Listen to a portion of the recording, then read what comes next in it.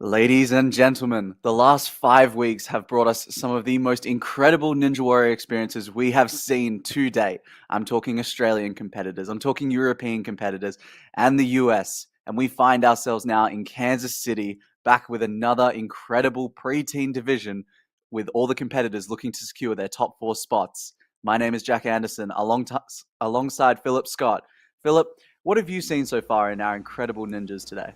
Yeah, so thanks, Jack. These courses have been brutal, but the athletes have stepped up to the challenge. The placement course starts off with a Lachey lane into a cliffhanger Lachey, and stuff like that. And then there's this crazy obstacle that's at the end of the challenge course. I can't wait for you to see it all. As you can see on the screen, we have all the preteens that are qualified currently for the finals. For the preteens, as you can see, Charlie Ball won it. Had an early fall in placement and then won it all in the challenge course. We have Ian Marco Caban, Benjamin Perino, Cameron Godbout, Alex Asconi won. He flew through the course at Motus.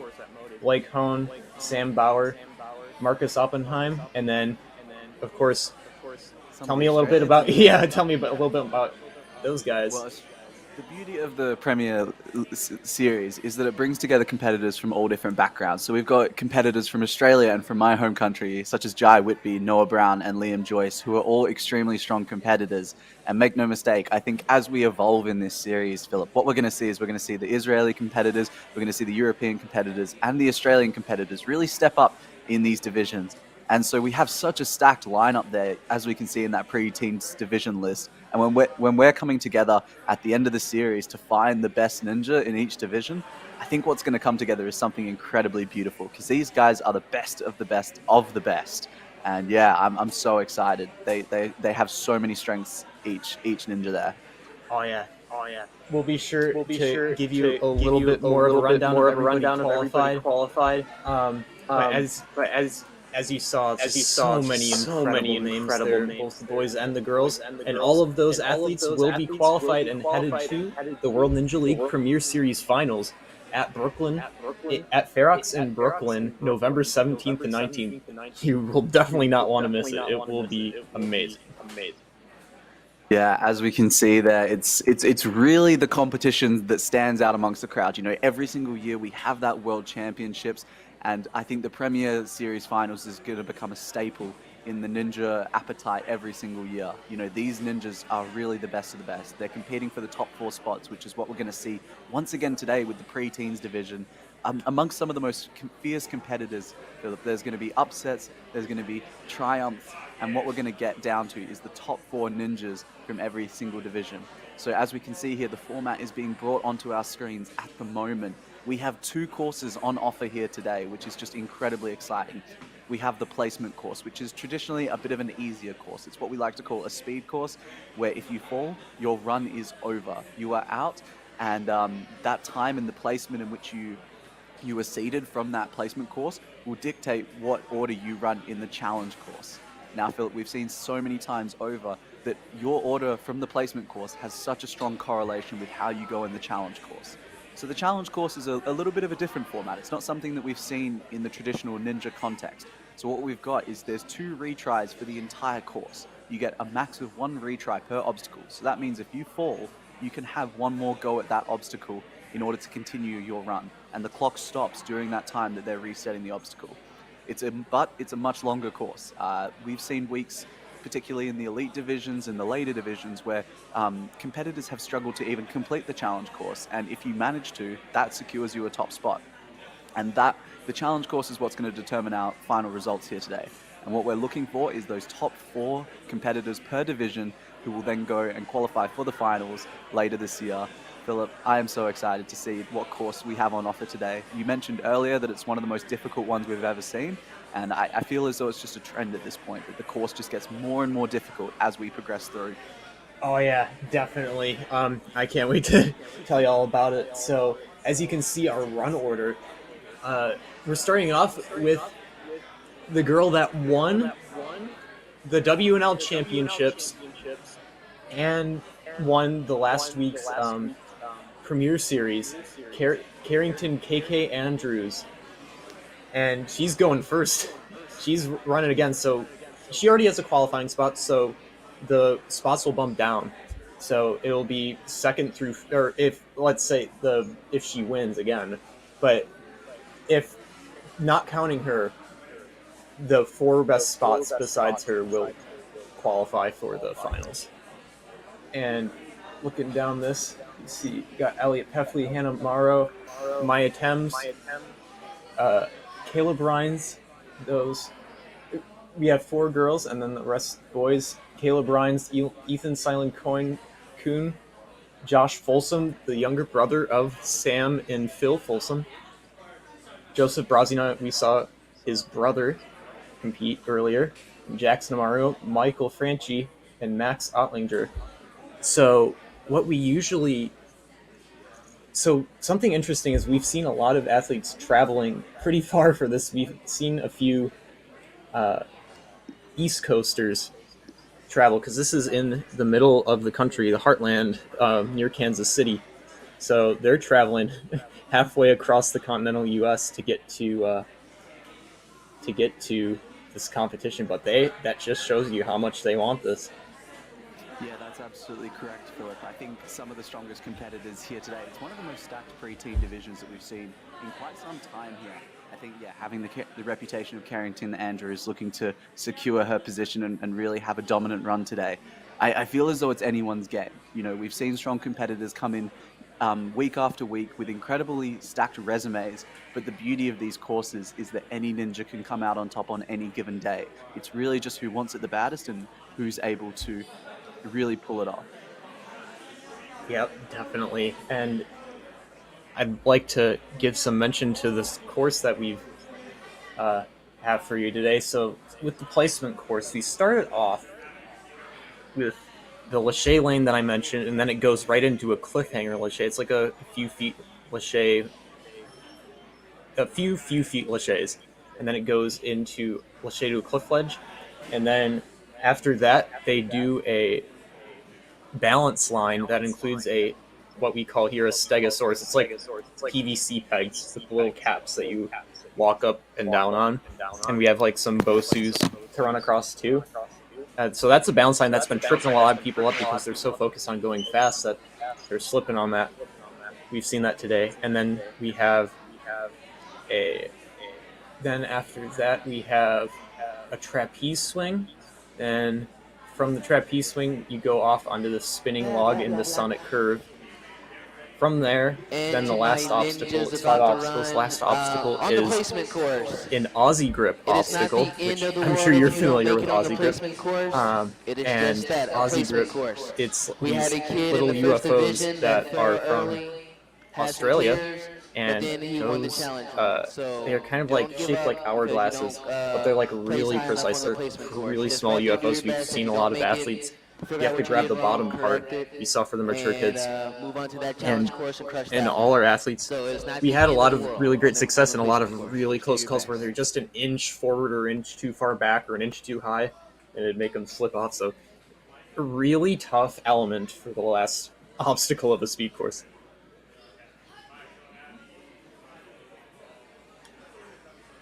Now, as you can see, like I was saying, we have so many gyms represented. It's from all across the country. And then, as you can see, we have qualifiers coming up. We got Life Force Ninja in a couple weeks' time, 3 weeks' time to be specific, in Bellingham, Washington, right by the Canadian border, between Seattle and Vancouver. We have a lot of Canadian athletes going there, so lots of international flair. Coming up, including True Function. Obviously, we've mentioned that. October 21st and 22nd in Swindon, UK, to the west of London. And then, of course, I'm very excited about this one, Ninja Academy Israel, near Tel Aviv. It is going to be awesome. They have such a big ninja community there. So excited to see all the athletes there. Yeah, absolutely, Philip. I mean, we are just seeing such incredible competitions one after the other. These continue to fold and prevail and show us some of the strongest ninjas from all the districts across the world. I think I'm especially excited for the UK and the Israel competitions. I think every single week we mention how strong the competitors are from those countries and how fierce and competitive and how willing they are to really step up and take on the US and show them what their country has to offer in the ninja department. Yeah, absolutely. And Israel's gyms are so cool. They have just something. They have so many links. They have so many like linked laches. They do a bunch of like disc laches. They do. There's this one gym there that that if you check him out on Instagram, Gil Morantz posts about it a lot too. The owner of Ninja Academy Israel, and Gil Morantz goes to this one place a lot called Ninja Pool, and it's literally just an entire ninja rig over a giant pool, and it's and everybody there just does these crazy links and lines. It's next level, dude. I think I've seen those before. I always love, you see giant 4 meter laches, or I guess whatever that converts to in feet, but you see these individuals just going absolutely nuts on the water course, and I think it adds that extra level of like, you don't want to fall because you're falling into water, right? And it adds that sense of realism rather than just falling into a foam mat, which is what a lot of us are used to. I think I've seen a few of the Australians take on a course of a similar nature, so that's incredible. And I think you mentioned the idea of linking. I think it's such a key strength when competing in the US. It's something that Australians are not as strong at in general. We're more of strength-based ninjas, like we really focus on difficult holds. But if there's one thing I've learned having been to the US, it's that links are essential to doing well in these competitions. Oh, absolutely, yeah. And yeah, I'm super interested in seeing the other two comps. Life Force Ninja, as I was saying, it's in this between Seattle and Vancouver. And so we get both the American athletes from the Pacific Northwest and athletes from Canada. And because the Canadian Ninja League, the owners of that also run a gym there, and they have a big team there too. And so they'll be coming down for that event, which will be awesome. They have so many unique obstacles that they always design there. If you have a chance to check out their World Ninja League regionals or any of their other comps. But actually, here we go. KK Andrews, our first runner on the course. She is going to set the bar high. Yeah, definitely. She has some big shoes to fill here, and a lot of precedent to set as we come into our first look at the preteens course. It's worth noting that as we move through every single division, we are going to see a slightly adjusted course to help adapt it and make it more difficult. But we are seeing some full dominance on display here, Philip. Yep, linking right through those bars and cliff ledges onto the stegosaurus, no problem. Very light feet. Moving right through onto the trapeze, and she just statics right through, no problem. And Philip, I think what we can expect here is a really comfortable run. I would love for you to speak to her resume here, because what I'm witnessing is something incredibly powerful. She seems... Good save there on the Aussie grip.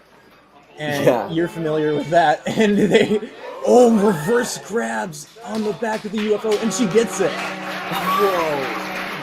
Philip, you blink and you miss it there. I know. I think that was an incredible run by Kherington Andrews there. She set the standards here, coming in as our first competitor here today. You know, the odds are usually stacked against you, but when you have a resume like Kherington, I mean, what else can we say, Philip? That is such a comfortable run, and something that our other ninjas are going to be shaking in their boots to try and beat here today. Yeah, she is our world champion. She's a 2-time world champion. She's been champion in pretty much every league you can name.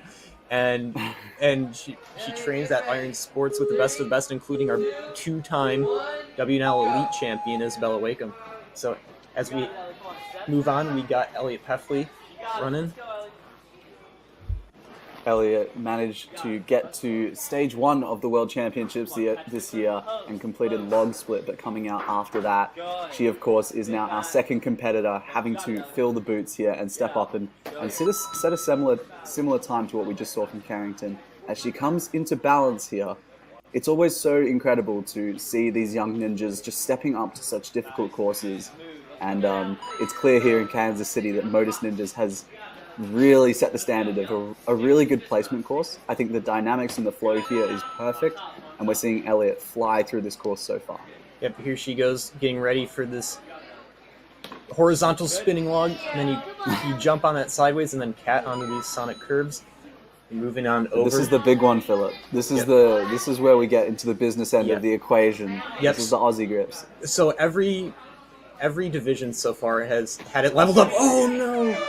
Just misses that grab. It's such a tough grab, but great run out of Elliott.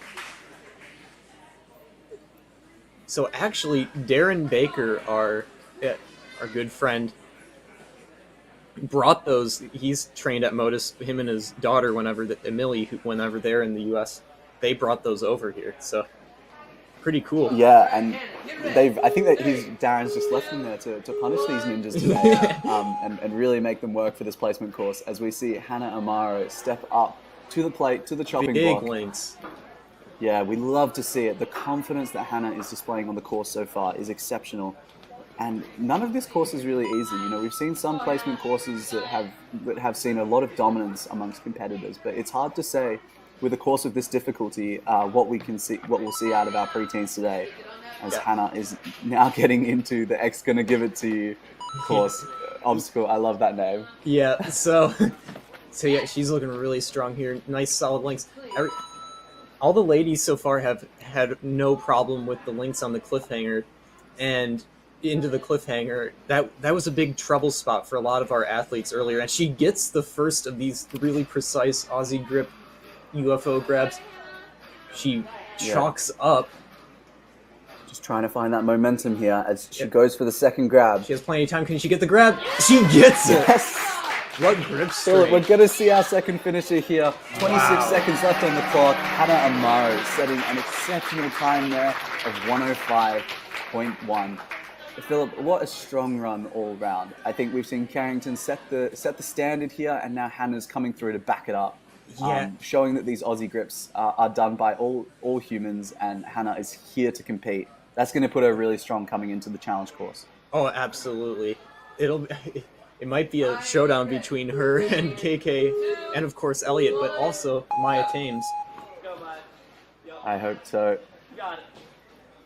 I believe she's out of Ultimate Ninjas St. Louis. Yep, judging by that shirt. So she trains here with She trains with her coach Aiden Moran, who will be competing in Elite tomorrow. And here she goes now onto this Cliff Lachey. Just slips off. An unexpected upset there, Philip. You know, it's not common to see our exceptional preteens come out as early as that, but I'm sure, you know, that's going to cost Maya. Of course, going into the challenge course, she's going to be probably one of our first competitors stepping up to the plate. But hey, you know, we've seen people pull it back. Oh yeah. As we now move into our next competitor, Caleb Rhines. We now step into the male division for the preteens. They will be completing the same course as we're seeing Caleb fly. What lengths.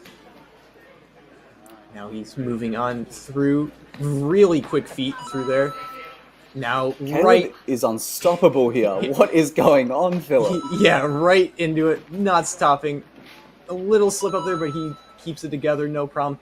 Takes a deep breath, getting ready, lining up this Lachey up, links right into it. Going to the last one now. Caleb is not stopping here as he lines up the dismount. And we're going to see an incredible time. He slams down that buzzer. 35 seconds. Wow. If that is the precedent that we're seeing today from our teen male ninjas, I am scared. We can see here Caleb just showing he's the master of links, making those Aussie grips look like light work as he slams the buzzer and is ready for that challenge course. Philip, Caleb's going to be one of those competitors to watch. That is no doubt in my mind. As we now come into Ethan Silim Kuhn, and I'm excited to see how he fares on this course. Yeah, he's got the Sam Folsom Barn shirt, so he probably trains with the likes of Sam Folsom, Phil Folsom, Tyler Smith. You can just see him losing his hat there. Unfortunately, a key commodity taken out of his run. Ethan completed stage 2 at Worlds this year. That is a huge achievement in and of itself, impressive. And it shows the strength that he's going to be bringing to this course here. That he's really a competitor to be watched as he now comes into the spinning Sonic Curve. Looking really smooth and methodical. Efficient as fast. Not attacking it. Yeah, it's very efficient. There is a sense of calmness to Ethan's run here. He's looking really strong, losing a bit of momentum here as he winds up for the second difficult grab. Oh, I think he thought about staticking there, but he...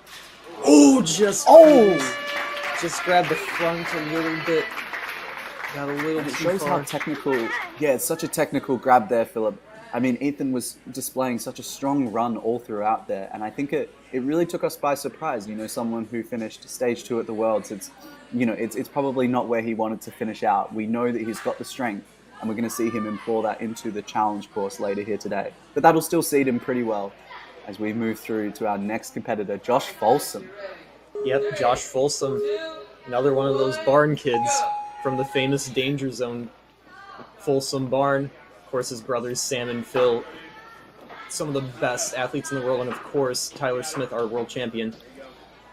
Yeah, and we're seeing it run in the family here today, Philip. Josh Folsom is setting a great run so far. We've seen such dominant runs from his brothers in the earlier weeks, and now he is stepping up to the plate. All right, nice and methodical through the balance line.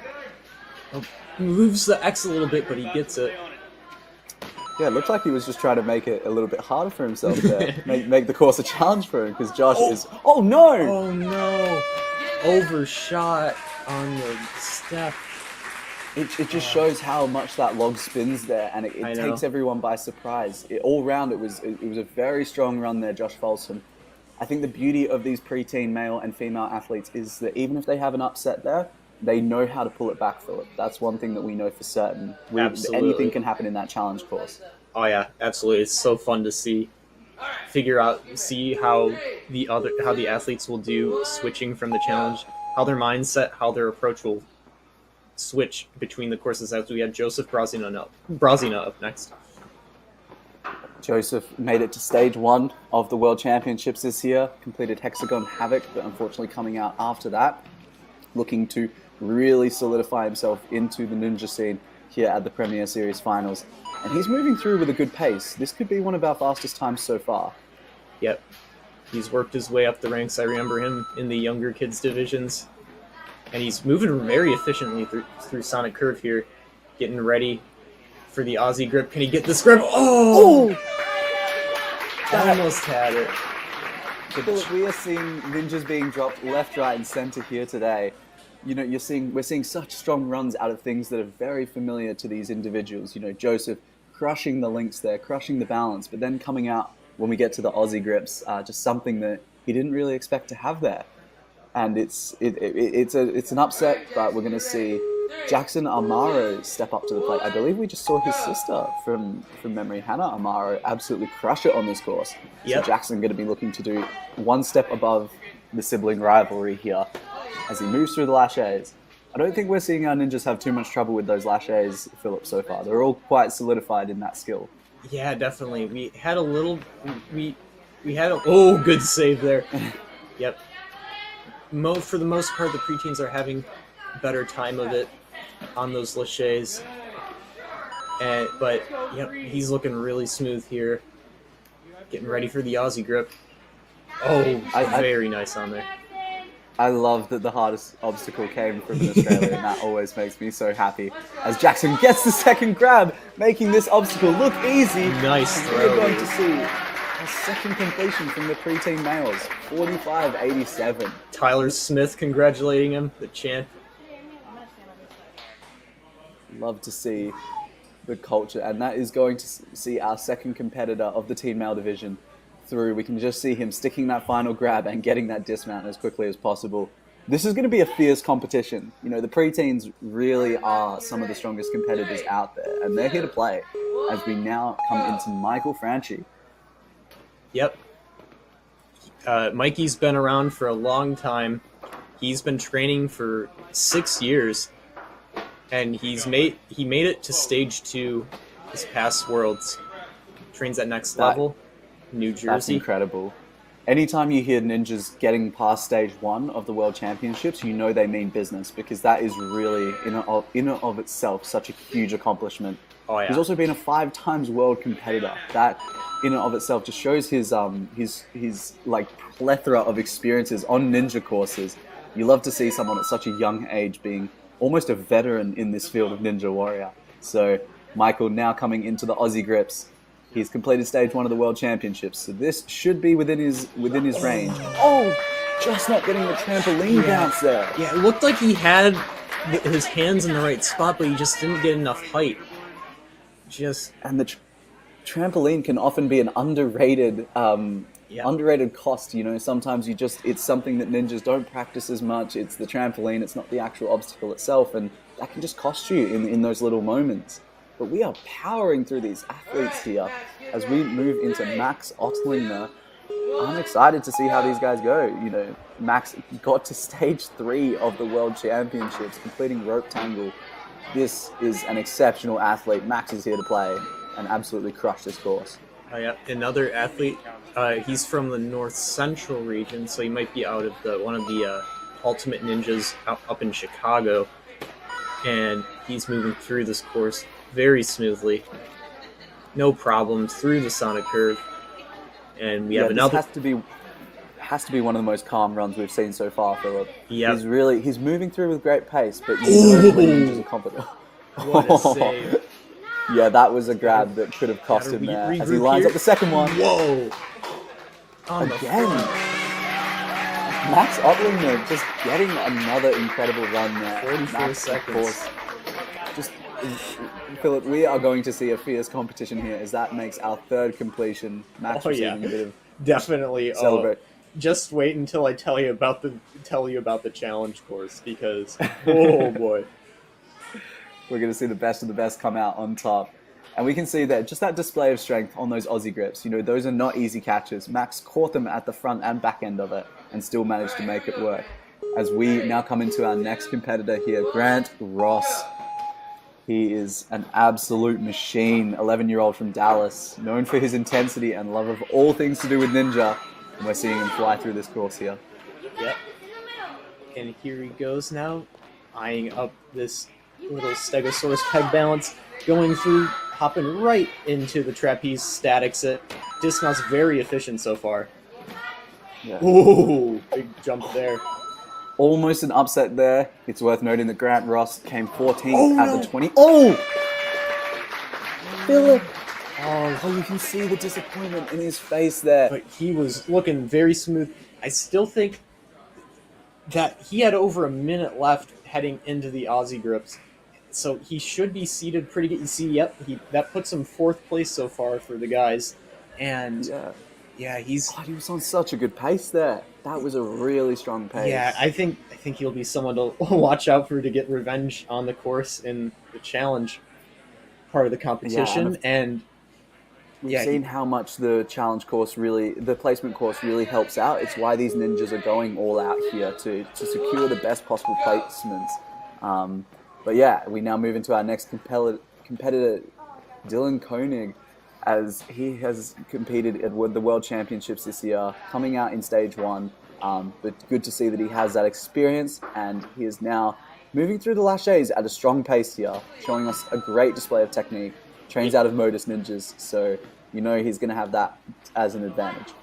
Yep, absolutely. Homegrown ninja here, and he was 1st place in the Heartland region in the regular season. So yeah, he's looking strong here, and makes the dismount. Oh, watch out. Almost ending his run early there, Philip. That could have cost him. Yep. I think the play here is just to be smooth and calm, breathe, eye up. This Aussie grip, we've seen so many athletes get to here, but he gets that first jump. We've seen so many athletes get here, but only 3 have finished it so far in the boys division. And he was off the front. In the back part, so close. Still, very nice run for Dylan. That is an upset in and of itself. I wonder if the US ninjas are used to these weird grips that we're seeing today. It's perhaps something that's not in their repertoire. Maybe something that the Australians do quite well is, of course, we always use those types of grips. It's a core part of our training. So hopefully we'll see some in the finals, and that could spell disaster for some of the US competitors here. As we move into Jackson Woodland, we of course have now seen 3 competitors make it to the completion of this placement course, and Jackson is looking to be the 4th here. He placed 18th in the regular season in the Heartland division and is now coming into the balance making good pace here so far. Yep, he's moving through balance very steadily, hopping now over to the X grabs. No and problem. One thing's worth noting, Philip, is we have to take our hats off here to the course designers. I think as the audience watches on, we're just seeing the placement course so far, and it's such an exceptional design. Perfect balance between difficulty and hardship. He gets that as grab. Jackson gets the first grab. Now he has to eye this up. Don't rush it. I think he looked at the clock there for a second, but he just needs to be... I think he just got a little too much speed into it. I think it was fine that he grabbed kind of low, but I think the issue was he just had a little too much steam headed into it. Yeah, Jackson showed great promise there, but you can see that's going to put him all the way... it's going to put him right down the bottom there, I believe. Or I think that needs to be adjusted. Yeah. So we'll see where he actually ends up getting placed. Now we've got Josiah Lenz here, another incredible and phenomenal athlete looking to step up. Competed at Worlds once again. A lot of ninjas coming out on that stage one, just the obstacle after Hexagon Havoc. It seems to be one that's taken out a lot of these top ninjas. Yep. Oh no. It looked like he was about to save it, but then he knew he was just a little slipped off. Those caps are just tapered off, sort of. Yeah, they're not completely flat. It's not like a wooden dowel. It's PVC with the little caps on top, so they're rounded. And so that's deceiving. Josiah, I think Josiah will be our first competitor running, potentially, if we don't see any other upsets. But the number 3 seed in Heartland region can definitely set the bar high in the challenge course. Here's Max Fantasma getting through the links, no problem. He's headed now through. Oh no! And he steps down too! Oh, but he laughs it off. Believe it! Back to back. But Max is also coming out early. We're seeing 2 early upsets back to back there, Philip. That is not something that we really expected here. But I'll tell you what, I think the reason they're good-spirited about it is they know how strong they are and how good of competitors they are. And now we're coming into our final seeded competitor here, Jeremy Lauf.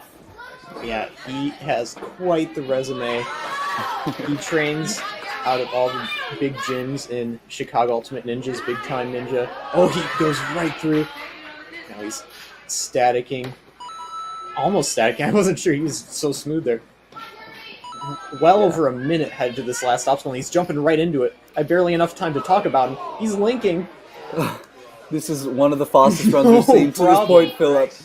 I wanted to celebrate how good of an athlete he is, but Jeremy Lauf, everyone. 32 seconds. That is the best time we have seen today, Philip.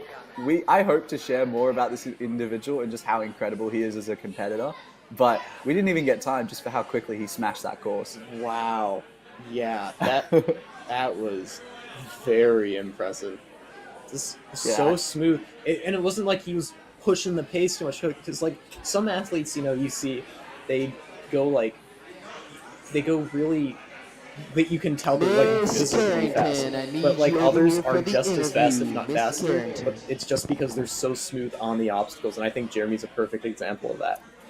Yeah, Jeremy didn't need to rush there, and again, just backing up his resume, to be truthful, showing once again that he is a feared competitor here today. As we look at our standings, we can see if you completed that placement course, you will now be in those top 4 spots. Jeremy Lauf, Caleb Ryans, our first competitor out the gates for the male division, absolutely crushing it with a 35.4, followed by Max Ottlinger and then Jackson Amaro, trying to triumph his sister Hannah Amaro, making it a little bit further than she did.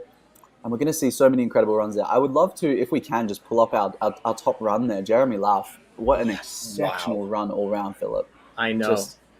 Just my mind is blown. Every week we see a great competitor, and Jeremy is our competitor this week. Yeah, so the smoothest fast approach really worked for him here. He just looked so casual through every one of the obstacles. No problem. Getting that top time, 32 seconds. But you can just see him checking that time. He's not even celebrating just finishing the course. He really wanted that top time there. He was waiting to see what he got. I know, and right on his coattails was Caleb Ryans, just 3 seconds behind with another very fast run right out of the gate, 35 seconds. Let's take a look at his run. He really set such an incredible run there. You know, first competitor out the gates for the preteen male division. It's never an easy one, and the pressure's always on. But Caleb, we really saw him attack it with a great deal of intensity. Some of them, the best lâchers I've seen in a minute. And then, of course, being the first preteen male to step up to the Aussie grips, you can see how happy he is. He was. Yeah, he looked smooth, so smooth out of the gate, and we were like, "Oh man, these athletes are ready for this." And we did see it was a very tough course, but we still got 4 finishers. It's going to be really exciting.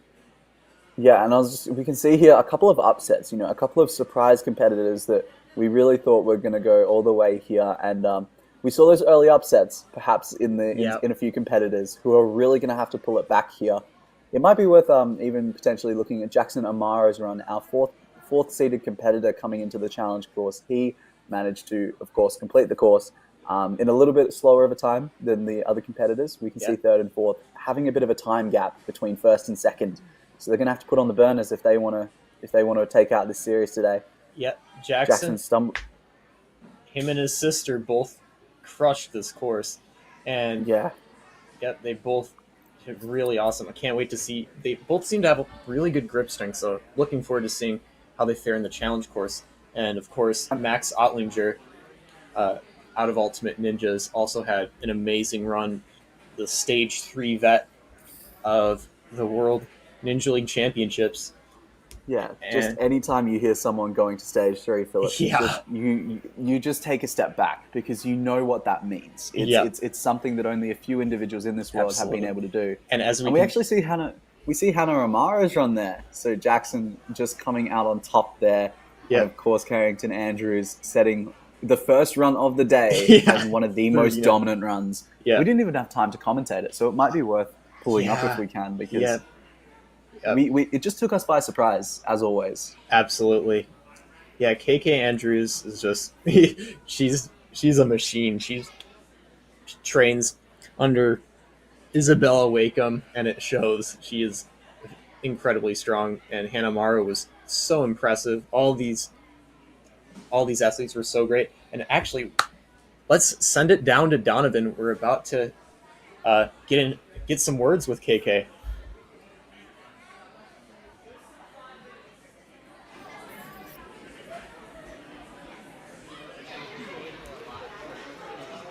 Thanks, guys. Kherington, you were the first person on the placement course. You crushed it. What was your strategy going into it? I just wanted to be as efficient as possible and get a good placement for the challenge course. So I just wanted to complete every obstacle that I could. You definitely did that without a doubt. Now I know everything was effortless on the course for you, but what was the most challenging obstacle you would have to say was on that placement course for you? What's the most challenging obstacle was yoga because it's hard to get your fingers in the right place and it's sloped a little bit. So yeah, the super duper slope, and she caught it. She made it look easy, like it was a level 1 obstacle. But guys, back up to you. Philip, I love to see that. You see the Aussie grips out there. We see them, and we hear that we think that they're difficult. But when you hear it from an individual such as KK Andrews, you know when they're saying it's difficult, it's someone of her standard. You know it's an obstacle to be respected, and it's probably why we saw so many ninjas come out there on that obstacle. Yeah, absolutely. It was just it was so tough because the course is scaled from division to division, and the kids division they could grab the top, so it was a little less love the inset kind of special delivery style grab. But as we can see, a big shout out to Ninja Works. Thank you so much. They've been with us since day one. Absolutely. They're the ultimate ninja timing system. That is an understatement. They do all the lights, all the timing, everything like that for the World Ninja League Championships and throughout our entire season. All the standings, all the results pages on our World Ninja League website, worldninjaleague.org. All of those are powered by Ninja Works, and we are proud to be powered by Ninja Works. So if you need Ninja Works timing systems for your league or gym, be sure to go to ninjaworks.com. Thank you, Philip, for that incredible plug. Of course, such a reliable timing system that we use every single week here. at the World Ninja League. And we're going to cut down to an interview with Ethan, I believe. So this will be interesting.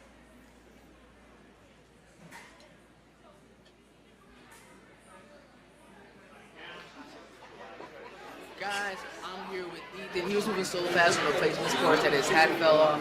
Ethan, what's going to be your strategy going onto the challenge course? Tighten the hat. He doesn't want to lose the hat. Now, give me your real strategy. What do you got besides the hat? Full speed. I don't want to like sprint all out, but I want to be like efficient. Obstacles and not take like too long breaks. Yes, that's going to get you through. They have a 3-minute, 15-second time limit, so he's going to have to hustle. But out of the challenge course, what obstacle are you looking forward to the most? The VCR walks. Yeah. Because I have a strategy. Alright, so he has a strategy. He's going to keep it top secret for now. Kevin's VCRs, he's a super duper obstacle creator, but we're going to watch Ethan crush it. So guys, back up to you again. Alright, bye. Thanks so much, Donovan and Ethan. That was, yeah. I love the attitude. Yeah. As you could, Ethan just coming at it. Yeah, exactly. Yeah. As you could see there, you could see the VCR grabs in the background. The VCR grabs are a brand new obstacle that was designed by Kevin Brecky, who has designed so many of the most iconic Ninja Warrior obstacles. You can thank him for such obstacles as, maybe Cane Lane. He invented canes. That's that's huge on its own. But he's come up with so many obstacles, up for grabs, on guard, crank it up, just so many that I can't even name them all. And as you can see here, we'd like to give a huge shout out to DGS Ninja, of course, the official partner, obstacle partner of the World Ninja League Championships. And if you need any obstacles for your gym or your backyard, of course, I've got so many DGS obstacles in my backyard. I use them all the time, and every gym I know has DGS, and of course, World Ninja League Championships. So if you want to get some DGS equipment, go to dgsninja.com. Of course, Addie Herman is a DGS athlete. If you want to become a sponsored athlete, we can get you in touch with any of our sponsors. All these elite athletes, we want to give you a chance to become a professional ninja athlete. And so if you have any questions or anything like that, if you want to be a sponsored athlete, be sure to go to info@worldninjaleague.org. Email us. Of course. Thank you for that, Philip. DGS Ninjas doing us proud every single week as one of our core sponsors here. We're just going to go into a plug from one of the ninjas we've seen every single week so far, and someone that I'm so proud for us to be able to share on this platform. So Enzo has a video for us regarding ocean sustainability that we're going to play for you now. Ocean Needs Everyone is celebrating 5 years of saving the oceans. My name's Enzo, and through Ocean Needs Everyone, I help save the ocean by doing beach cleanups, CO and mangrove plantings, making art about recycled plastic, and making films regarding the ocean's health. How can you help save the oceans at home? Well, even if you don't live near an ocean, trash can end up in there eventually, so cut down on your use of single-use plastics. If you see trash on the roads or beaches, make sure to pick it up. Use less gas-powered vehicles, fish responsibly, and help support local organizations. I started my organization when I was 12 years old because I wanted to make a difference. So remember, you're never too young to follow your dreams and make a change. Let's all save our oceans together, one piece of trash at a time. Of course, and we love to see the promos of our incredible ninjas doing some great work in the community. If you're ever working on your own sustainability projects, please be sure to get in contact with us, as we would love to promote them throughout this Premier League series and in series beyond this. It's always exceptional to highlight ninjas who not only excel on the course, but also off the course as well, as so many of our athletes do. Philip, we are now beginning to look at the potential official run order that we're going to be seeing coming into this challenge course. Please enlighten me on some of the obstacles that I'm going to be expecting here today and what the audience can expect. Oh, yeah. So, wow. So it starts off with a classic obstacle that is older than pretty much every obstacle in ninja history. The first obstacle is the wall lift. And the wall lift started out, it predates everything. You got to have good lift technique and everything. Last division, I mentioned that it's like a CrossFit obstacle. But it predates CrossFit by over a decade. And so it's 3 walls. You got to it's a classic. You got 3 walls you got to lift up and over. They're pretty heavy, and we saw the mature kids division really do their best. They did awesome on it, and I'm so excited to see how these preteen athletes do on it. And that, Philip, what is the obstacle that we can fear? What is the one that's going to have them shaking in their boots, do you think? the VCRs. As you can see, they're setting it up right now. I think obviously they scale it between age groups, but I think one of them is going to be dropping. So there are these huge, heavy cliff boxes with very interesting like placements and where on the bars where like they drop and swing in interesting ways. And we only saw a select few get through in the mature kids division, and we did get a few in the kids division as well. So yeah, it's so cool to see. I mean, if we go back to like the first competition that we saw in this Premier Series finals, it was a speed course on the challenge course essentially. You know, we saw so many ninjas completing it, and I think as we've gotten to the point now where we're at Motus Ninjas in Kansas City, it's really stepping up. Like they don't want to give out completions, it seems, Philip. Oh yeah, definitely. It's the best of the best. You got to challenge them, and obviously Donovan, TJ, and Cal have all been watching and learning from these athletes the past few weeks, knowing their strengths, and so they've just made a course that's really well suited for them. As you can see, we got 3 more qualifiers coming up this in the regular season. We got Life Force Ninja, Bellingham, Washington, September 23rd and 24th. We're going to have a mix of Pacific Northwest and Canadian athletes go out there. And then True Function, the UK and European athletes will be attacking the course there. It's Swindon, out west of London. And then, of course, in the Tel Aviv area, we will be having Ninja Academy Israel's competition, and the ninja community there is huge. The ninja show there has the most ratings out of anything that isn't the news. So Ninja is massive. You know it's there. Big.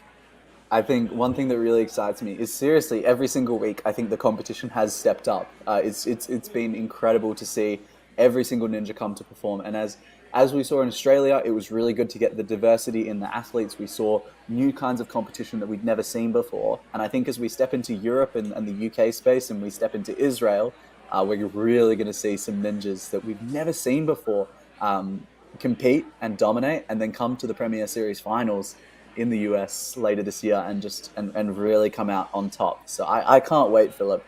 And I'm really excited to see how these Motus ninjas here today finish up on this course as we come into the challenge course and we wait for it to begin. Yeah, so if we can real quick take a look at the run order, we can pick out some wild cards, some athletes that might have fallen earlier than they had hoped, but they're still going to try to set the bar high and want revenge.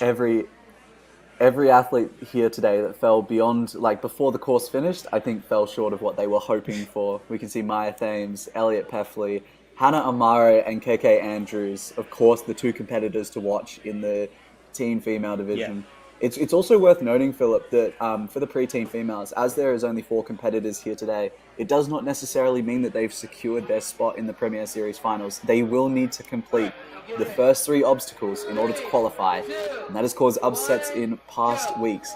And Maya Thames now stepping up to the challenge course. There's the wall go lift. Into the best obstacle so far. So she's going to try to get revenge, set the bar high, not let the disappointment of not getting quite where she wanted to in the placement course.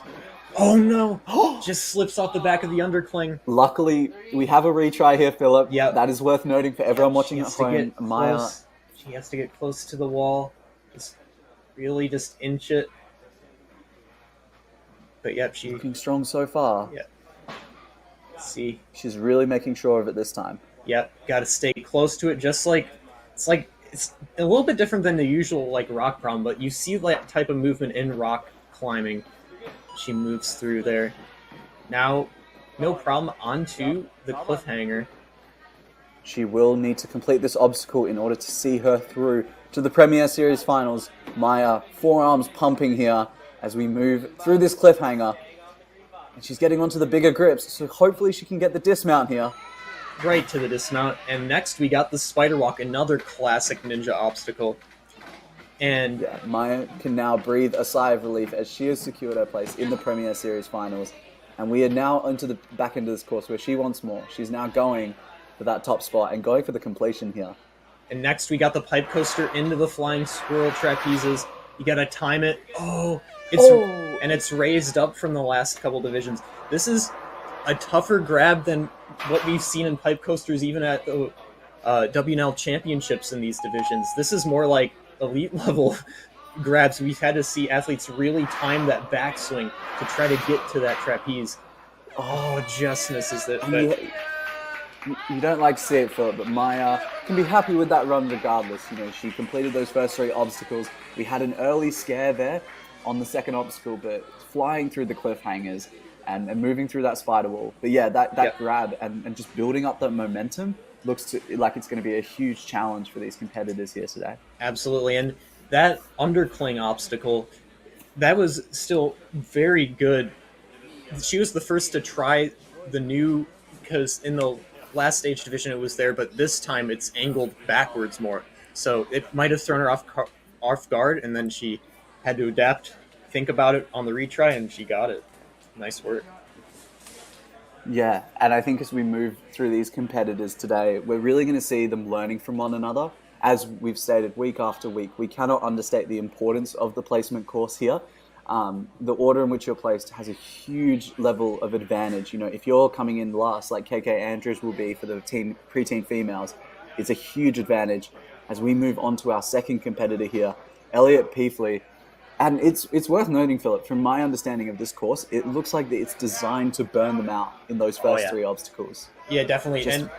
And I think there's 11 obstacles in total, so it just gets progressively more of a burner. Like, you're going to see, we got Eyeglass Alley, we've got stuff like that later on in the course, and of course the VCRs, and this really deceptive tube obstacle with those aerial barrels that we've seen at Worlds, but set up in a different way as we start off with the wall lift, which is called the Titan Slayer.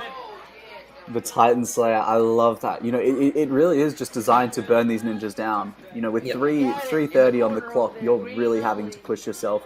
In the longest course that we've seen so far, 11 obstacles is the longest we've seen out of any of the Premier Challenge courses. So, excited to see if one of these ninjas can manage to secure a finish here. But Elliot is looking good, not making the same mistake that Maya did on this difficult obstacle.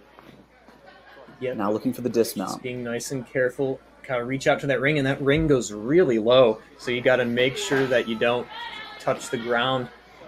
But these, what I've been impressed with all these athletes so far today is that ring's so low, but they never touch the ground. They have such good awareness. It just speaks to the amount of training they do. Elliot going for a skip here. It looks like it's going to pay off as she now moves onto the thicker cliff ledges and gets that dismount. Incredible conservation of energy here. I think that was the best display of technique we've seen so far on those cliff ledges, as Elliot is now going to come into the obstacle that made Maya previously come unstuck. The roller coaster to flying squirrel. Philip, as we know, it is hard to gather momentum here, and you have to time it perfectly. Yep, gotta get those hips back. She had the right idea there. Yeah, she had the right idea. It did look strong. Yep, she just has to just throw those hips back just a tiny bit more. She had the right timing and just commit to that throw up a little bit more. That is a tricky grab, though. It's pretty far out, and it's a little bit higher up than it was for the last division. Hollows out and second goes and final for it. touch. It's looking. Oh no! It was looking good, Philip. It looked good. I thought she had the momentum. Yeah, she had the right idea. I could tell she had great technique there, but just missed the timing at the very end, jumping a little too high up. But that was the right idea, though. Hollowing out, kind of like a gymnastics kind of, kept hollowing out and then kipping back to like kind of throw yourself back so you get the momentum going up into the trapeze. Well, the good news is, Philip, that we've seen 2 of our competitors compete here so far, and they've both secured spots in that Premier Series finals, which is always great to see. It's always heartwarming to see them pass those first 3 obstacles, which are very difficult. And now we step into the serious business. These last two competitors have both completed the placement course. Hannah Amaro really blowing us out of the water with that placement course run. And now hopefully looking to go all the way here on this challenge course that is proving to be one of the most difficult we have seen across all the weeks so far. Yeah, I'm looking forward to seeing her on these grip strength based obstacles because she did that Aussie grip obstacle, made it look easy, and when very few athletes have been able to beat it. So I'm very interested in seeing how she tackles these grip-based obstacles. Like, for example, this is kind of lower body and upper body, so you can see she has lots of grip strength. I wouldn't be surprised if she has climbing experience. She's looking like a bit methodical here, like kind of shifting her weight, and she's moving through just here. Showing us how difficult this obstacle is, Philip. The incline cliffs. It's an awkward grab. It's almost losing her footing there. Just trying to get this dismount. There it is. Okay, Nice we are past work. the second obstacle. Now onto the cliffhanger. Again, testing that grip strength. She's going to have to jump for it here as Hannah now begins her assault on the cliffhangers. This obstacle is just always brutal on the forearms, Philip, but she is displaying great technique here. Hannah, one of the competitors to really watch here today, just setting such an exceptional placement course run, and now coming into the jumping spider. Yeah. It's really a course of grip strength. I think that's what we're seeing here Definitely. today, Philip. We just got to see what these ninjas are made of. That's what Motus Ninjas wants. They want to really push these guys. Absolutely. And will we see Hannah be the first athlete today in this preteens division beat the pipe coaster into the flying squirrel trapeze? She's got to hollow out, get that timing. Oh, didn't quite get it. Yeah, so it's a very awkward timing. I know. It's not something it's not a natural movement, and it's really seeing if these ninjas can. It's a puzzle that the ninjas need to solve. They're capable of doing it, but can they put the pieces in order? That's the question. We saw some athletes in the last division be able to do it kind of just like keeping forward, not hollowing out, and keeping forward and kind of doing a hip forward and getting the jump. Oh, she almost had it there. So close. That was our closest attempt so far. Hannah Amaro just having the wind taken out of there. We can see that she took a little bit of extra time there on those inclined cliffhangers. That might cost her in regards to placement, likely putting her at second place at the No, that will put her at the... Maya didn't... I'm not sure if the course completion is right. I believe that Maya also made it to the flying squirrels. Yeah, I believe that Maya would be in second and Hannah third, yeah. Yeah, so unfortunately just those incline cliffhangers costing her a little bit there. But now we have our final competitor here, KK Andrews. If there's one person that's going to beat this course, it is her. She had our placement course and took it by storm with an incredible time of 39 seconds. And she's attacking this course with the same level of pace on this Titan Slayer obstacle. Smoothly through the wall lifts. And wall lifts are not something ninjas practice. It used to be a ninja thing, but it's classic. And Donovan and company have brought it back. But she got the technique right away. It's just like weightlifting. Got to use those legs a lot more than you think. So she's looking really strong and smooth here.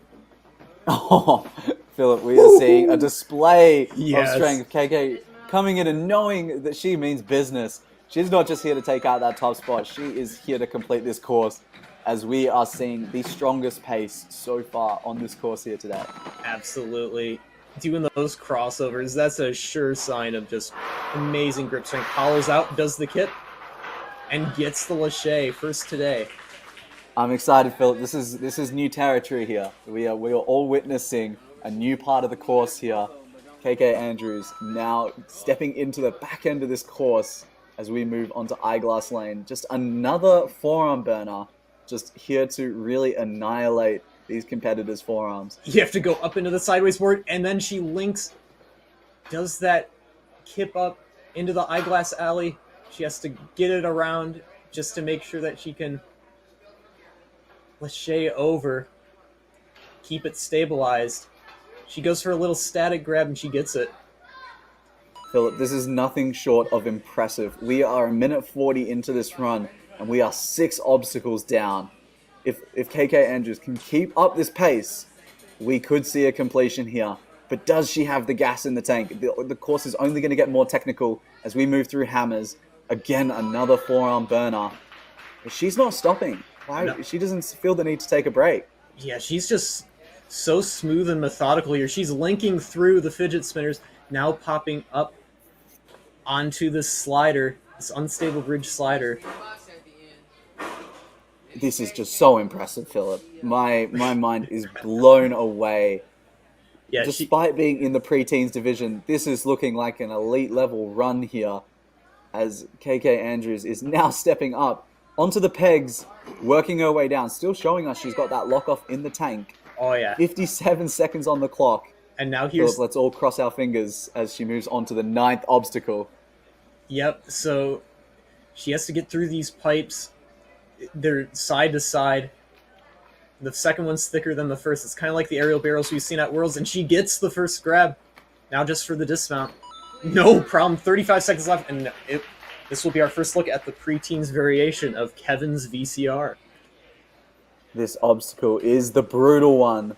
Our first preteen ninja up to step towards this gauntlet of an obstacle. Going for the grab. She gets it, and now she has to slide it over and then pop and get the grab. Oh! So close. Yeah, that's what I was saying. It just... The boxes just, like, contort in these crazy ways that it's just like solving a Rubik's Cube or something. It's crazy. I think everyone watching at home can be so impressed, regardless of that perhaps early exit. KK Andrews throwing down the top run of today so far, securing her place in first place of the preteen Look female at that division. Kip there. So smooth. Just all around such a strong display of technique there, Philip. You cannot fault her. You cannot fault this run. She can be so proud of that effort. Oh yeah, and being the first to tackle a brand new obstacle designed by the same guy that invented Cane Lane. Like, yeah, absolutely should be proud of that run. That was a clinic there. And we are now, with that beautiful exit from the preteen female division, we are now stepping into the preteen male division. A very stacked competition lineup. Max Fantasma coming out early in the placement course. Definitely not wanting to come out on the balance where he did come out, but looking to prove us that he's got a lot more to offer. We know he does. And now moving through Titan Slayer like an absolute titan. Showing the weight of these obstacles here. Oh, yeah. Yeah, they're heavy doors. They are very heavy. They're probably a little bit heavier than the Mature Kids ones, too, looks like. And as he moves on to this undercling. Now, we have so many incredible competitors in the preteen males, and any one of them is capable of taking it out. Of course, Max has now just seen KK Andrews absolutely dominate on this course, and he's looking to follow suit here as he moves through the cliff lane with a great pace. We're seeing a great display of technique, great energy conservation, and now coming into Jumping Spider. This is their bread and butter here for these ninjas. They've done it a million times. They know how to get it done, Philip. But this is something that's unfamiliar. Yep. This pipe coaster Lachey, this big pipe coaster Lachey. Really hop up. You saw it. Tyler Smith, WNL Elite Champion. Giving him some chalk. He's coaching him today. Oh, just... It's the timing yet. So that was the technique that actually worked for some of the Mature Kids. Not doing the hollow back kip, kind of like just keeping yourself forward and then going. That was working, but now that it's farther away and higher up, it's a little bit hard. He has to really use that, and he gets it. He gets it. Great grip strength. He managed to get it. He got the technique down, and now is stepping into the back end of this course. We love to see it. We love to see it, Philip. This is exceptional content. As he is now coming into the back end of this course. Obstacle number 6. Got to get up to the sideways board, and he gets it. Hops right into the eyeglass. Is he going to try to he has to get the hook back or go right for the disc, and he gets it. An interesting approach there as we now come into hammers. I thought a lot of competitors, of course, would like to reposition the eyeglass to make sure of it, but Max just going straight for it as we now come into the hammers. Going for hands on either side of that swing arm technique that we did see a lot in Stage 2 this year at Worlds. As now he's headed into the fidget spinners, into that slider. Linking no problem. Popping right up into the board. It's really heavy slider. Now, this course is really burning down these competitors. You can see Max here really having to fight for it now. And we'll see how much strength he's got left as he moves through the pegs. And now we're coming onto a very infamous... Oh, we're onto the red tubes now, sorry, before we get into Kevin's VCR. Max has 30 seconds left on the clock. This is going to be a push for time. But Max can be really proud of this run, setting this straight out of the gates.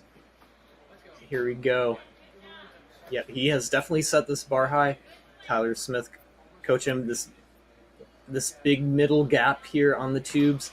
And he gets it. Can he get the dismount here? And he does, so he is now onto the VCR. Can he get this first jump here before time expires? Oh, just runs out of grip.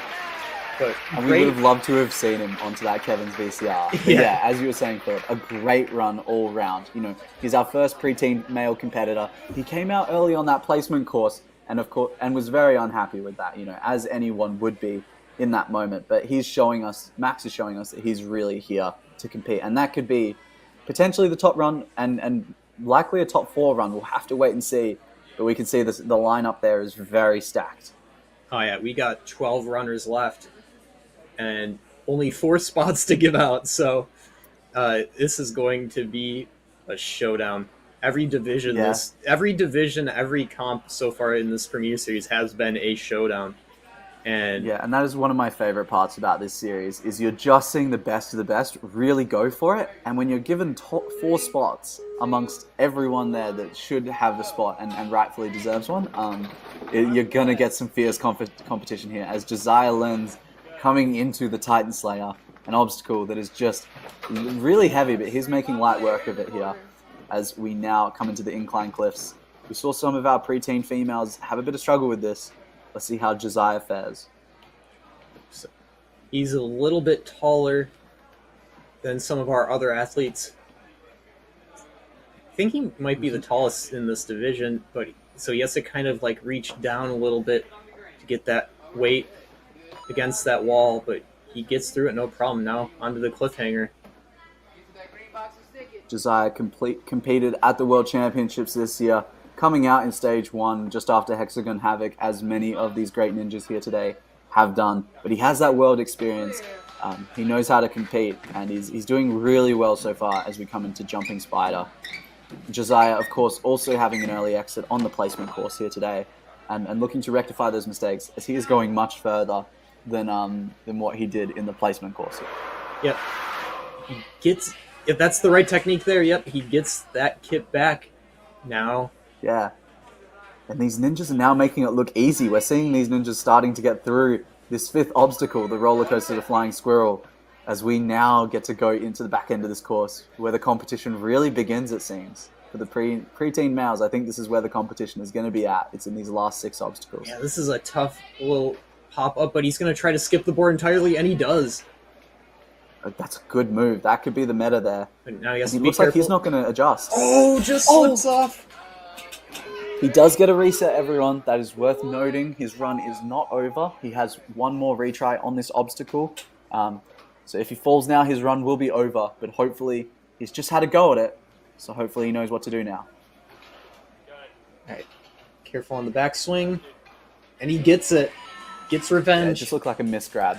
Just a small misgrab there. As we come into hammers, again, another very difficult obstacle designed to really burn the forearms. Josiah has used his final retry there. And now it's make or break. There's no more retries on the board. 1:07 on the clock. It's tough to grab front on both hands. So there he goes. He grabs front and back. Goes to the front. Can he get this last jump? And he does. Josiah, nice and steady throughout this course. He's used both his retries, but we've seen ninjas come out on top and really take full advantage of those retries. So we're looking good so far. Ooh, now goes for the static. It looked like he had it there, just not quite. Oh, yeah, he staticked it, and then it slipped out, and then it made it start spinning. Still, great run. And I think, Philip, what really got him in the end there was just the taxing nature of this run. It's worth noting, everyone, that this is probably the most burning and most demanding course we have seen so far, particularly from a preteen male division. You know, you could put this up in the elites and almost consider it to be a difficult run. So it is so great to see these incredible competitors stepping up to the plate as we come to Josh Folsom, seen his brothers compete in previous weeks, and now looking to follow suit with an incredible run as we step into Titan Slayer. Yep, we saw Sam compete. He's trying to get those legs up. Really having to fight there. Just scooching his way under there. Gets the third one, no problem. Yeah, it seems to be the second door that's causing a bit of trouble for our competitors here. Yep, so Sam competed last week, and then, of course, Phil... Oh, he slips off! Speed is killing here with Josh Folsom. Needs to reset here. Keep himself close to that wall. He's really making sure of it this time. He doesn't want to come out on that second obstacle. He knows he has a lot more in the tank. As we're going to see him through and on to the next obstacle. Sorry, Philip, you were mentioning his brother Sam, I believe. Yep, and his other brother Phil. I always tell him that I'm proud to be the second best Phil in Ninja. So, yeah, both Sam and Phil are stage 3 elite vets in their own right. And so, yeah, and their younger brothers really definitely following in their footsteps. Oh, and he slips off the back of the spider. Using his retries early here in this competition, Josh Folsom, of course, having two incredible brothers as mentors, but just struggling perhaps just with the width of the spider wall here. You can see him really having to fight for it as he comes unstuck on an obstacle. Josh definitely had more in the tank there. We saw him throw down a really great placement course run, and now just unfortunately coming unstuck on two obstacles that, you know, we just saw him through the cliffhanger here. It was such a great pace, Philip. And an early exit, but I think, of course, you can always go back to the drawing board. That's the beauty of Ninja, is you enjoy the day more than anything. Absolutely, and I'm sure we'll be seeing him keep growing, keep running these comps for many years to come, that's for sure. Just like with all these athletes, as we have Dylan Koenig up next, our number one Heartland region ranked athlete. Yeah, that is no easy feat in and of itself, and we can now see him moving through the Titan Slayers. We saw him apply a very comfortable pace in the placement course. You know, he was very calm and collected, and yet still put out such a great time. So I think we're going to see him follow a similar suit, and that's a great display of technique often. You know, some competitors race through obstacles, but Dylan has this ability to look very smooth on the course, and that comes back to his just strong techniques all round. Absolutely. Because he's reaching up for this ring. No problem. Now he's getting ready for the cliffhanger. He also competed in Worlds this year, which is worth noting, coming out on stage 1. Of course, that does not discount our athletes. You know, it's such a difficult challenge to make it past stage 1 every single year. So even some of the biggest upsets in the competitions we see coming out of stage 1, as Dylan is showing us that he's a force to be reckoned with here in this competition. Dylan now moving into Jumping Spider. We just saw our previous competitor come out early, and Dylan does not want to make that same mistake. Yep, he's looking nice and locked in here, getting ready for the dismount. No problem. Now for the roller coaster to Flying Squirrel. This has been tough to get that timing.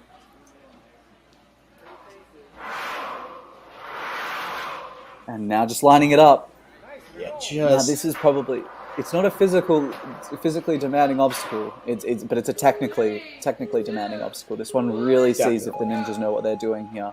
And you've got to line it up, don't you, Phil? You've got to really get that backswing just right. Yeah. Oh, just missed the timing. It was a late, I think, on the throw back with the legs. Still. Yeah, and all around a great run by Dylan. We saw such a strong performance all throughout this course, but yeah, just coming unstuck on the obstacle that the ninjas don't want to come unstuck on, because it's not necessarily that they're not strong enough, it's just that perhaps the technique just wasn't there for them on that day. So Dylan will be in that third place position for the moment. Hard to say whether he will hold on to that as we continue to move through competitors with insane resumes, and one of those is Michael Fanchi. Yep, here's Mikey, and 5 times WNL finalist. Yeah, Mikey has such an incredible amount of experience in this competitions. 5 times world competitor in and of itself just shows just having that experience to go to the World Championships 5 times over. I mean, you're going to learn a thing or two about Ninja each time that you go there. So Michael is going to be a feared competitor here today. He had an early exit in the placement course, didn't he, Philip? We were quite surprised. He was a little bit disappointed in his run, but he'll be looking to rectify those mistakes and go all the way here on this course, on the challenge course, which is where it really matters. Definitely. He's got a good grip on these cliffhangers. He's got to move through steadily. And Mikey designed an obstacle hold that I've seen a lot at different gyms. That's a ribbon hold that was made to fundraise for cancer research and awareness. So that's pretty cool there. You love to see it, and when you see these ninjas just doing such incredible work at such young ages, it brings me back to when I was a kid, Philip, and trying to figure out what I was doing during that time. It definitely wasn't anything as impressive as Mikey here, as he lines up the grab, but doesn't quite get it. You can see you can't really take that backswing because then you just don't have the momentum. Mikey has to get it first go here. This is his second and last attempt on this obstacle, Philip. He looked close on the timing. He just needs to commit to it here. Just missed it. But still, great effort. He almost had it. He committed to that second one, but just a couple inches higher, and I think he might have had it. And just an early upset there from Mikey. Another veteran taken out by this difficult challenge course. But we love to see it, Philip, Why not make it very challenging? Why not really push these competitors to their limits? And that's what we love to see here as we're stepping into our next competitor, Jackson Woodland. We've got about 8 competitors left, so who knows what's going to happen. Absolutely. All right, Jackson, get ready. Another Tyler Smith protege here. And here he goes now onto the wall lift.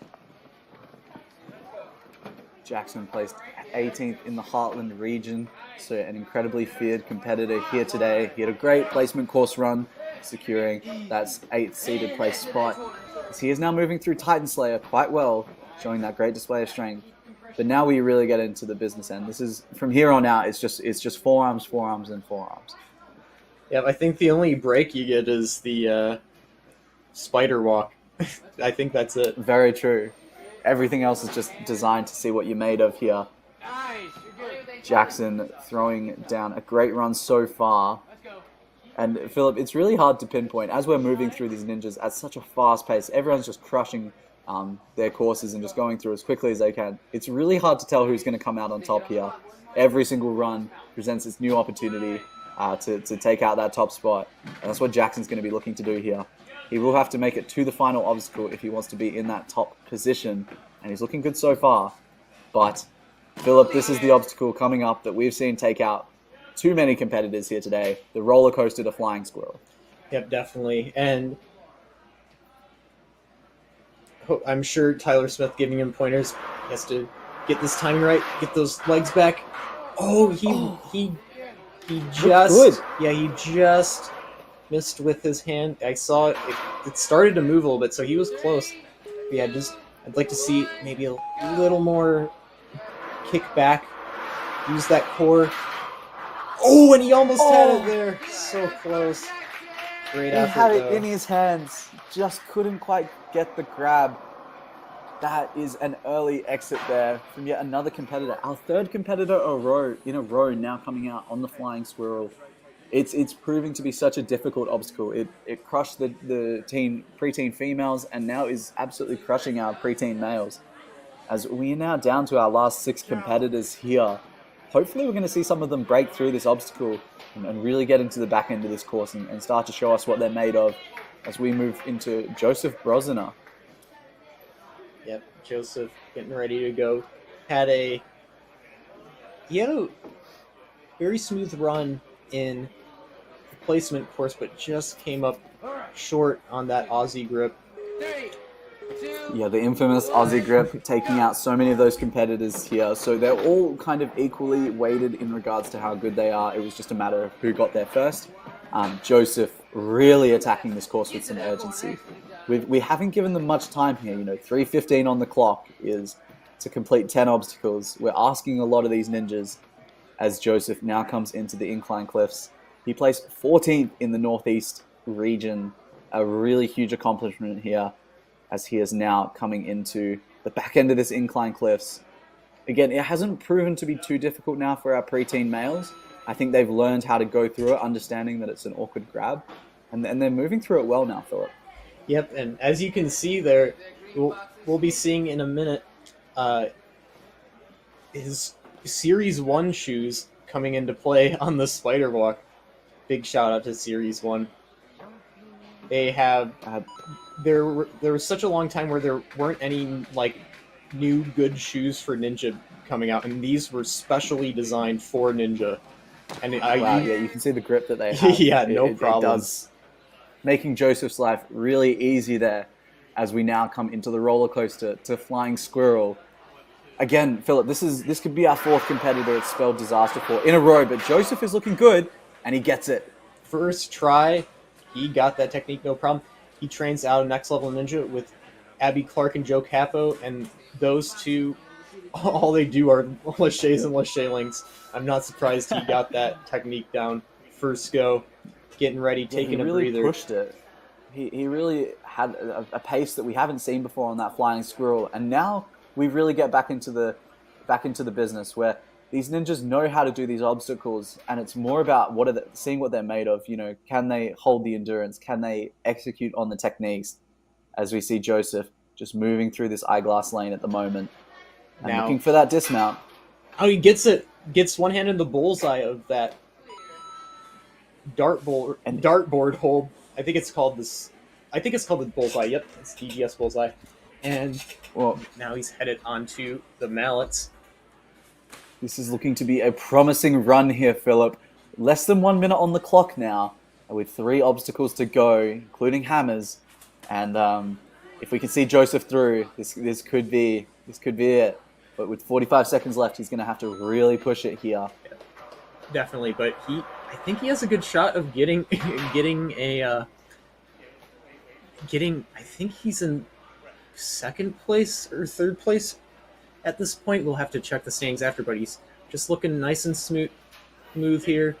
Still has no retry. Still has both his retries, I should say. No falls yet. Just has to keep going. Also, not a lot of time on the clock here. He's got 15 seconds, so he's really going to have to push it if he wants to secure this 8th obstacle as a completion point, and that can be so valuable. And he's just run out of gas there, Philip. Yep. Showing how difficult this course is. He's happy with that run as the clock winds down. And look, he can celebrate that run regardless. I believe that will put him into the 3rd spot or even potentially the 2nd place spot. So we'll have to see where he comes out in the end. But seeing that beta break, seeing him break that Flying Squirrel finally after seeing 3 competitors fall on it. Okay, we can see him in that 3rd spot at the moment. Josiah, Lenz, and of course, Max Fantasma, our first competitor who stepped up to the block, setting the most dominant time. He really, from there, we thought that everyone was going to be doing extremely well, but Max still holding on to that top spot as Ethan Silent Kuhn looks to take it out, now coming into Titan Slayer. Yep, and moving on through, had a great interview with Donovan before the challenge course. Now he's moving on through.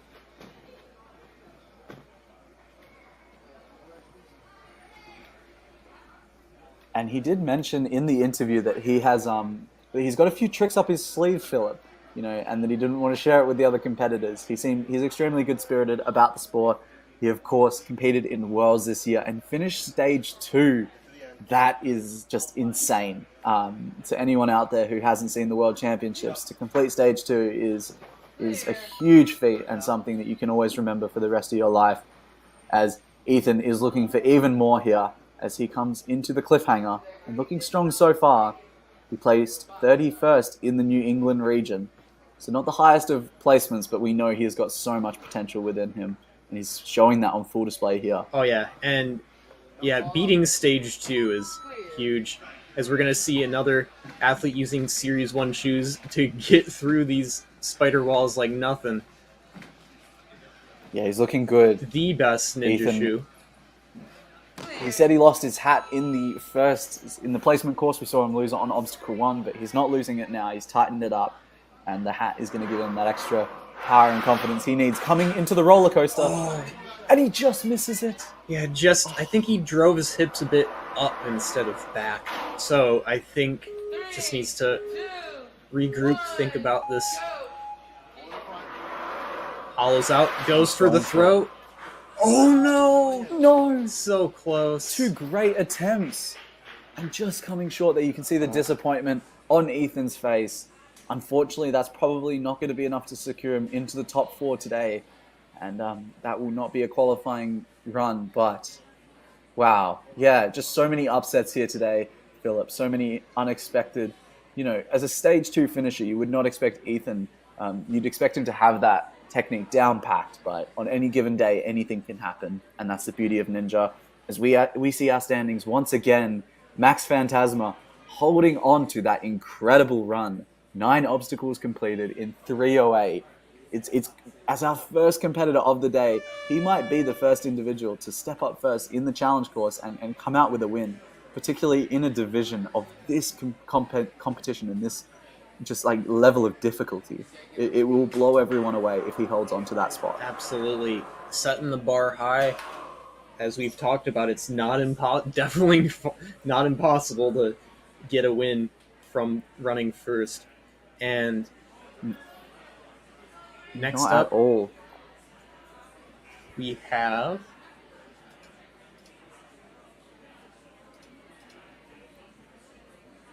hold on. As we just wait for our next competitor. If we can get the run order up. It'll be interesting to see, Philip, if Max can hold on to that run. I mean, we've only got a handful of competitors left here today, and it's looking like a really strong run. As I said before, he was the first one off the bat. He came out he was the first one off just after KK Andrews, who also got a very similar distance and time.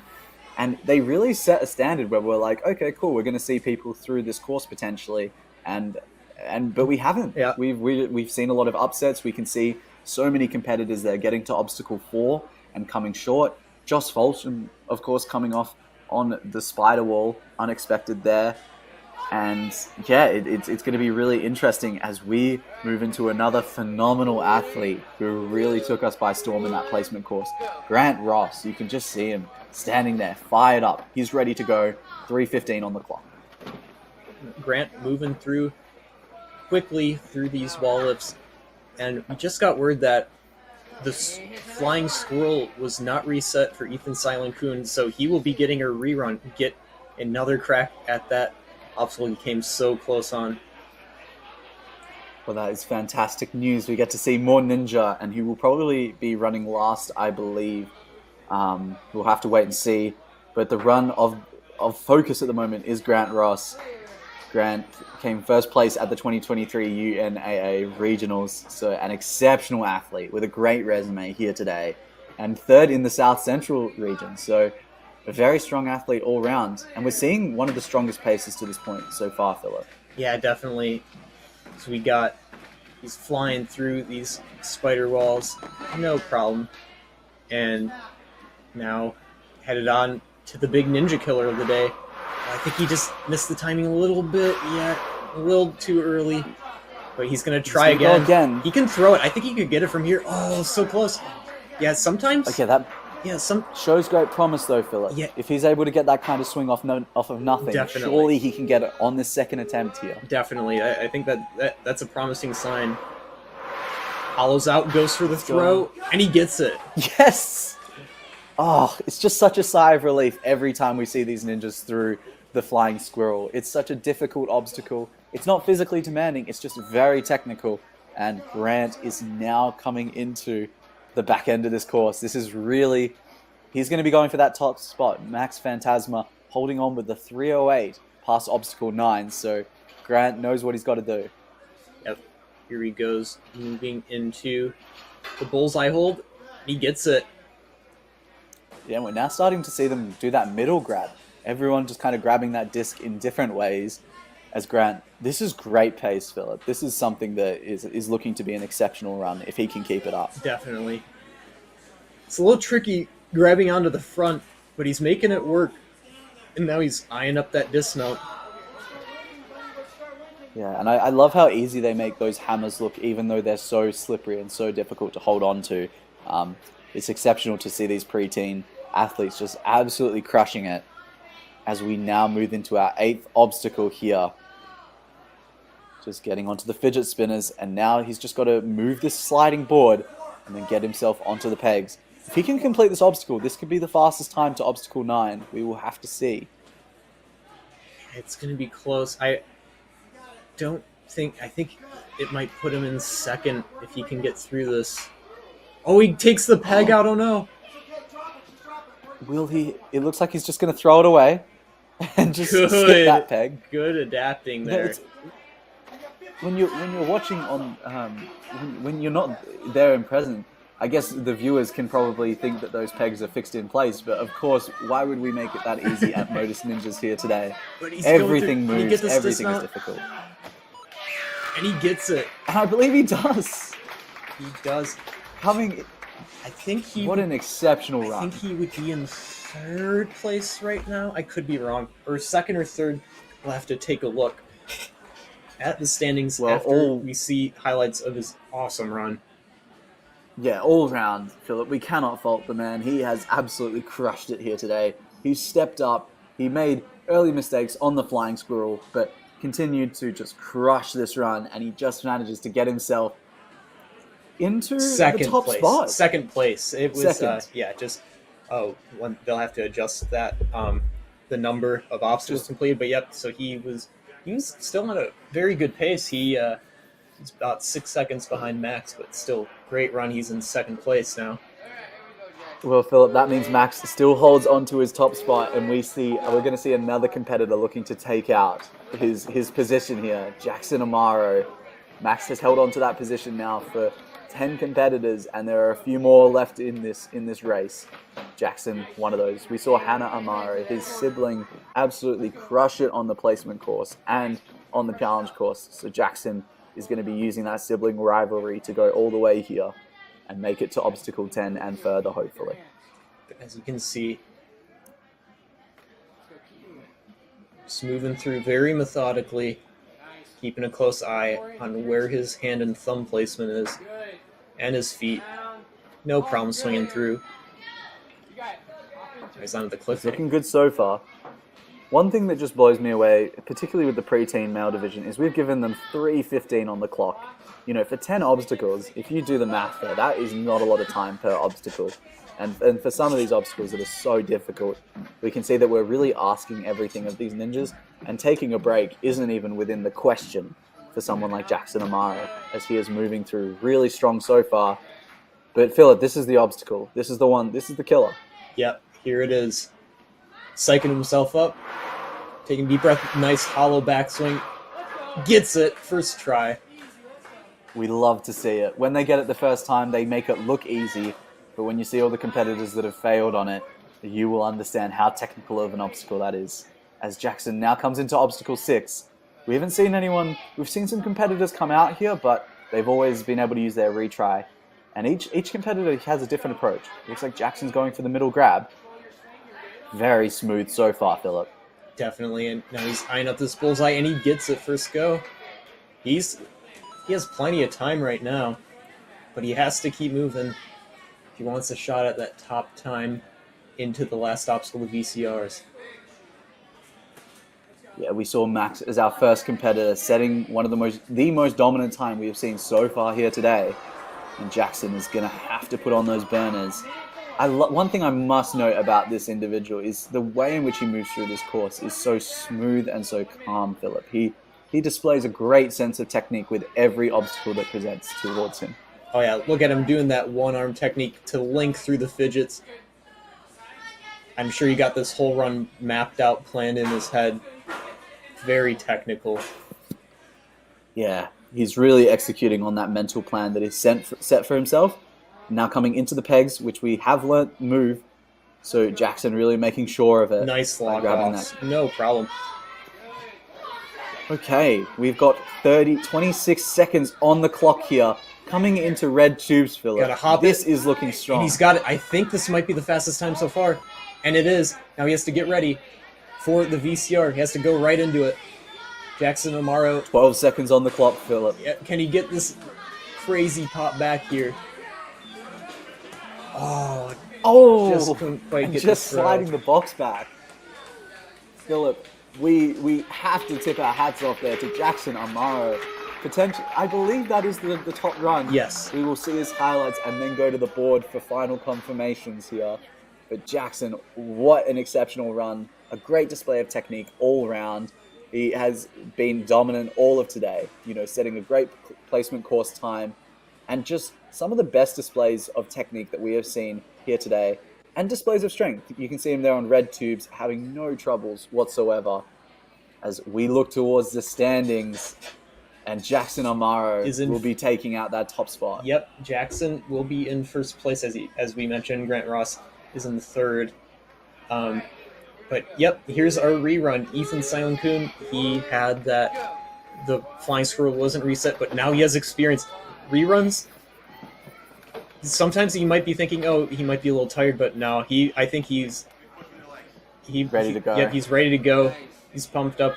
And back to the corner. If anything, the nerves are now beyond him. He now doesn't have any more nerves and gets that second go at a lot of these obstacles, which is always handy. Of course, he might be a little bit tired, but I think when you've got the adrenaline going, Ethan is going to hopefully show us an exceptional run here. Ethan just all round has been very, very strong today, and we're going to see him here. Right through that ring swing, hopping right up into the cliffhangers. Moving very smooth, good rhythm here. Skips a jump. Very nice. Now it's going to use those Series 1 shoes again to go through so smooth. You can just see the grip they have on there. Now he's moving. Yeah, and this is the obstacle, Philip. This is the one that he came unstuck on earlier today because of a technicality, of course. And he's looking to rectify it. He's going to give it another go. Oh, just missed it. Can't let that get in his head. He knows he can do it. We don't want to see competitors coming out here. Ethan on his second and final attempt on the roller coaster to Flying Squirrel. Such a technical obstacle. And he gets it! And he gets it! Philip, yes! We love to see it. Ethan Silent Kuhn, and we're now going to see him onto the back end of this course. And we can all breathe a sigh of relief. Didn't give up there at all. He kept fighting. Now, this is what excites me, Philip. Ethan, of course, has completed Stage 2 of the World Championships. So what does that mean for us? It means that he knows how to go the distance. He knows how to have that endurance and really fight on every single obstacle as we see him now into Eyeglass Lane. Something that is hopefully quite familiar in his repertoire of experiences. Yeah, I'm sure it is, and he makes that look easy as he's moving now into the hammers. This is an obstacle that he has experience on at Worlds in Stage 2 this year. Ethan showing us that is the case. No troubles there on hammers. As we now come into the spin hopper to pegs. He's looking good. He's still got 48 seconds on the clock. Yep. So he's really going to have to put on the burners here if he wants to secure that top spot. Yeah, this time... Oh, just slips off there. and really taking a fall there. Yeah, hopefully he's okay. I think He's clenching his arm. Yeah, he just hit his arm there on that dismount. Oh, let's hope he's okay. Those peel-outs. Fingers crossed there as we hope and cross our fingers that Ethan is okay there. Yeah. A surprising turn of events there. Ethan, you could see that he really grabbed, he went high and tried to use that momentum to his advantage, and it really whipped him out and into the ground. So we will wait and see once we get confirmation of Ethan. Oh, he's back up. He's looking okay. He's back up No running. way. No way. Okay. What a fighter. What a fighter. Getting the wind knocked out of him on the ground. I was worried that he might have broken his arm or something. And now we are seeing Ethan straight back on the course. That is the spirit of this sport. Wow. That is what we love about our ninjas. Absolutely. Now he's popping into that trapeze. Now, can he get through this obstacle? 6 seconds on the clock. He's really got to move He's here. got and it. he gets it. Nice work. Well, you've just got to take your hat off to him, Philip. I mean, what an exceptional athlete. Yeah. You love to see that. Yeah. Someone being knocked to the ground, getting back up, and really giving the course his all. That's just part of the ninja spirit. We've seen people do the course with broken legs, broken fingers, and now we've got Ethan here putting his name in the history books as a fighter. Yeah, he was favoring his shoulder after, so hopefully he can get that sorted out, get some ice on there. But still, what a great fight. Very impressive getting back up on there. That puts him into 4th place. 4th place, and it will be interesting to see whether or not he holds on to that. Who knows? That could be enough. We've seen many upsets throughout today, and we're just coming into our final few competitors here, so it's really anyone's game, and Ethan could have the potential to hold on to that. Definitely. But as we know, we had Jeremy Law. We had a couple guys left. We have some big names, unfortunately, for Ethan. Yeah, so we have Max Ottlinger, Caleb Rhines, and Jeremy Loff left. And those three crushed the course. And it's going to put some of these competitors on the chopping block, Philip. We've got those top 4 spots, and these ninjas have worked so valiantly and tried so hard to get those top 4 spots, but it's more common every single week we see these incredible runs, and then we get into the final 3, final 4 athletes, and then it's anyone's game. So we know that's the benefit of running later. Max Ottlinger, just a phenomenal athlete, ready to step up and really show us what he's made of. As he's moving through with good pace so far on the Titan Slayer. Yeah, he made it to the back half of Stage 3 at Worlds this year. That is scary. That is something to be proud of. And if you're coming up against Max, you're going to be shaking in the boots a little bit. You're going to be a little bit scared. And Max, I think he's got a few things going for him. Not only the experience, but just the evidence of strength. This course is all about grip strength. It's all about technique. And Max has those in bundles as he now steps up. Moving through the cliffhanger relatively well so far. Oh yeah, he's on a mission. He knows the time he has to beat to get to the second to last obstacle to get in that top 4.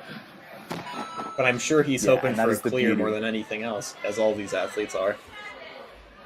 But, Philip, we have to hold our breath as he lines up for the roller coaster, the flying squirrel here. He's looking good, and he gets it. We can now breathe a sigh of relief, everyone. We are past probably the most technical obstacle of this course, minus the final obstacle that we are yet to see anyone through. But Max can now really go into his element here and just get into the meat of this course, where it's really about the grip strength. It's really about just how much you've got in the tank. And Max, we know Max has a lot to offer. Yeah, these middle few obstacles just so taxing on the grip. Got the eyeglass, then we had the Lachey lane with the fidget spinners and the pipes. So yeah, this is just such a drainer. Oh, and he slips off. You can question, he looks a bit tired on that obstacle, Philip. You can see him really being out of breath to this point. again, showing just how difficult it is. But he's taking some time to recollect here. Yeah, but thankfully, with this retry format, gives him a few seconds to take a breather, go at it the best he can. Just a few seconds should be enough for him to recover. So now, he's making sure he doesn't backswing too much, and he gets it. Looking good, and we're going to see him through onto the hammers. An obstacle that he would have seen at the World Championships this year, having completed Stage 2, so he knows how to get it done. The question is can he repeat history and get through it as quickly as possible? 1 minute on the clock, Philip. This is going to be interesting. It's not the strongest of times we've seen to this point, but Max is more than capable of flying through these last few obstacles. Absolutely, as he's headed now into the fidget spinners. What kind of technique is he going to go for here? He's going to go for one swing and go. Yes, he will now for the big up grab. A little sideways, but he gets it. A lot of sideways momentum. Yeah.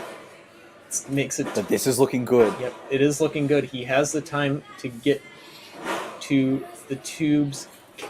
Oh, he just slips out. His grip just gives out.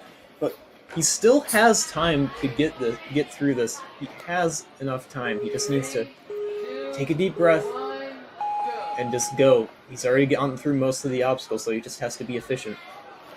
Oh, this is 2 surprises. Yeah. And I think it's got to be the grip strength. It has to be the thing that gave out there. Yep. So Max. But that locks. Max. That run locks in our first runner of this division. Yes, that is very true, Philip. Yep. Max Fantasma is locked in. And Jackson Amaro. Yeah, is and locked Jackson in, Amaro. Yep, that's right. Jackson Amaro and Max Fantasma have both.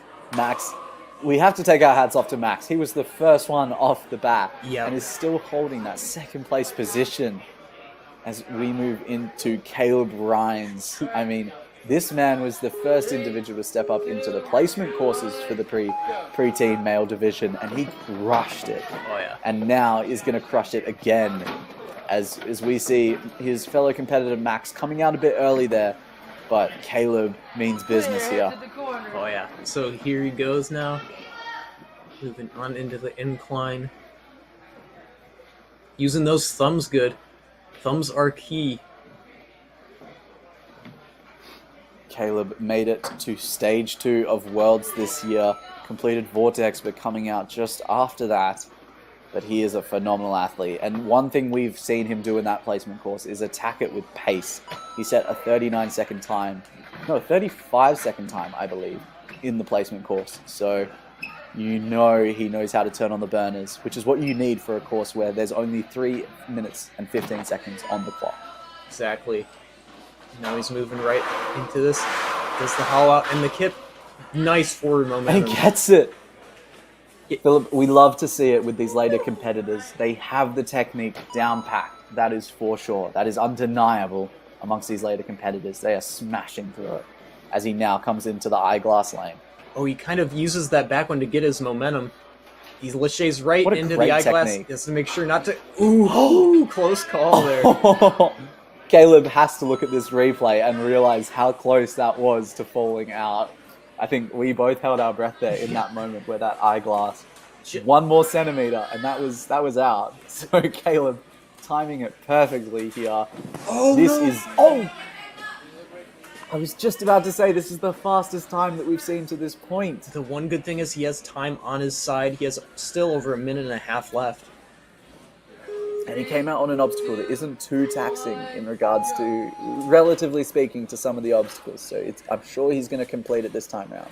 Yep. Just remember, get that technique right. He gets it. And he's good. This is a pace that we have not seen before. Even with that mistake, it's still setting him up for complete success here. Going for those take out that top Oh, side. no! He tried to go for the... I think he rushed it. I don't think he had just not enough of that spin. And we can see him really breathing deeply here. Those 2 retries take it out of you. Blows away all the momentum. Oh, no. Oh, wow. And you hate to see it, Philip. Caleb Rhines is out on obstacle 7. Just not what you want to see here today. Caleb setting an all-round dominant time. He had so much left to offer, so much in the tank, but I think he just speed rushed kills sometimes. Yeah, I think he just rushed it a little bit. I think he let the time get in his head too much. He had the time. He just had to be a little bit. Is unfortunately, he's going to be knocked out of that top 4. Not for a matter of time. You can see there he had such a great time going into that point. And that locks. But now that locks Grant Ross into the top 4. It does. But now we're into our final competitor here, Jeremy Lau. He absolutely dominated in the placement course, and now he is coming into Titan Slayer and into this challenge course with a serious agenda on today. He's looking for that completion. He's not just here for the top spot. He's here for the full win and for the completion of this challenge course. If he can be successful here, he will be the first ninja to complete this course here today. Yep, those VCRs. I'm sure he's thinking about those. But first, what he has to do, first order of business, is getting to the VCRs fast enough to qualify for finals. Absolutely, and I think he just heard you, Philip, because he is flying through this course. This is a great time coming into our 5th obstacle now. Jumping spider, no worries, but this is the serious one. The roller coaster, the flying squirrel. Does he have the momentum to get it? And he does. Nice forward kip, too. He had a bit less back kip than some of the athletes we've seen, but he used that sort of forward kip, and it worked really well. He's looking good. And this is, as you've mentioned many times over, Philip, we're now getting into the taxing end of this course. But he's going to link right here, and he does. Showing why he is our top-seeded competitor here today. Just a display of strength is really what we're seeing. This is insane. We have not seen a time, ladies and gentlemen, as fast as this to this point so far. And he's using the Jeremy front is size. looking strong. That's tough to do because of the swing arm being offset, but he's showing he has so much grip left. Minute 30 as he gets to the fidget spinners. Jeremy really has his eyes on that obstacle number 10. He wants to get there as quickly as possible so he has as much time to complete it. This is the strongest run we've seen so far. If he keeps going at this pace, this is going to be a top run. Definitely. Now hopping into that trapeze. Now get the swing back, go up to that top V hold, and then go down the pegs. But he's going to reach right for the pegs. Just got to be careful about getting them out of there. But he has a minute left still as he goes on to the red tubes. With that lock off there we just saw on those pegs, he has strength in spades, just unlimited in the tank. He's going to pop right away. Red tubes here. Wow. 45 seconds left. He can take a breather. This could happen. We could see. This is our top competitor here today. He has just secured the top spot, but he wants that completion. Our first formidable competitor onto Kevin's VCR. Can he get it? This is the most technical obstacle we have seen so far here today. This is a difficult one. It's like a throwback move. Oh, so close. Oh. And you can just see it is nail biting here.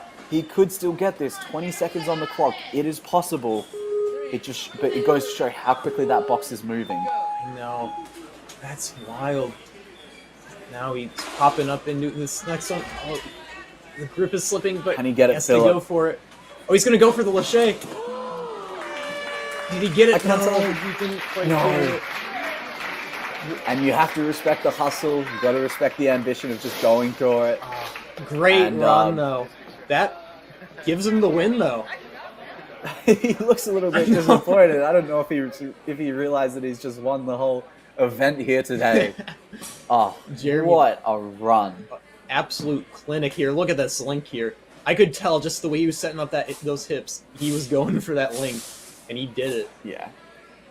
Jeremy just throwing down the gauntlet and not only securing his spot in the Premier Series finals, but showing us that he's going to be a force to be reckoned with coming into the top 30 to the Premier Series finals that we will see later at the end of this year, everyone, as Jeremy Lau secures that top spot, followed by Jackson Amaro, Max Fantasma, and Grant Ross, our top 4 competitors here today, with Ethan, of course, having such a notable run there, falling getting back up and almost securing his place in those top 4. Yeah, definitely. Big shout out to him and all these amazing athletes that competed today in the kids, mature kids, and preteens division. As you can see, yep, Jeremy Loff. I think I gotta say, I think he just put his hat in the ring, name in the ring, whatever that saying is. He just made himself known that he's a threat to win it all in November at Ferox in Brooklyn. And one run that I would love to take a look at is Max Fantasma's. Once again, you know, we saw him come out of the gates storming in the preteen male division. He was the first competitor to step up, and it is very rare, ladies and gentlemen, that we see someone step up first in the challenge course and actually secure that top 4 spot. So that is a feat that he can be so proud of, because, you know, it's so rare that someone like Max, someone stepping up to that first position is able to do it. We can see here Max once again having the nervous task of stepping up first, but he managed to move through the flying squirrel, get that very technical grab, and make his way through the remaining obstacles to get himself all the way to obstacle 9 here. It really took us by surprise, Philip. It's not often that you see the first seeded competitor. You know, he had a bad placement run, but he bounced back and made it work, getting to obstacle 9 and almost holding out that top spot for the entire time here today. Yeah, of course. And actually, we should take a look first at how the ladies did. Of course, KK Andrews just absolutely crushed it. Absolutely. We have to see that run again. Yeah. That was something else. Obstacle 9, 2:53 on the clock, you know, just really showing us that, again, similar to Jeremy, that she's here to take it all. Definitely. Not just the qualifier. Definitely, and she was the only one of the 4 girls today to beat this pipe coaster. You can see just so smooth there. Yeah, that pipe coaster really took out these competitors, and now, yeah, you can just see it was floating. all around such a strong run. Yeah. And especially to do it first, it's worth noting that when you haven't seen other competitors onto those obstacles, it's always such a challenge because you don't know what to expect. But KK Andrews, once again, just crushing it there. And of course, Hannah Amara coming out in that 4th spot, probably not where she wanted to, but she had such an incredible placement run. So we're still going to see her through to the Premier Series finals. We're going to see all 4 of these competitors through because, yeah, they all deserve it. Oh, definitely. More They're all very strong. As we can see, the athletes that have already qualified, and so they're all of our amazing athletes today that qualified. So Jeremy, Caleb, Max, Jackson. Wait, no, hold on. I'm sorry. I'm looking at the placement course. Sorry. That I realized. I'm like, nope. Jeremy, Jackson, Max, and Grant. Those 4 all qualify here for join those boys, and then for the girls, of course, you see KK Andrews is on that list, but Elliot, Maya, and Hannah also all joined that very exclusive list of qualifiers for the Premier Series finals. And the one thing that both scares me and excites me, Philip, is that we are only about just over halfway through this series, and that means that list is only going to get longer, everyone, as we gear up for that November 17th to 19th Premier Series finals in Ferox in New York. I genuinely cannot wait. I think as we extend our athletes to Israel, to Europe, to the US and to Canada as well, we're going to see these ninjas really step up as we see, once again, our upcoming qualifiers. September 23rd and 24th, we have Life Force Ninja. And as you mentioned, Philip, we have a lot of Canadian ninjas from the Canadian Ninja League who are looking to step up. Absolutely. So we could potentially have several countries represented. As you can see, we got our Sunday schedule. So tomorrow, come back bright and early, 8 a.m.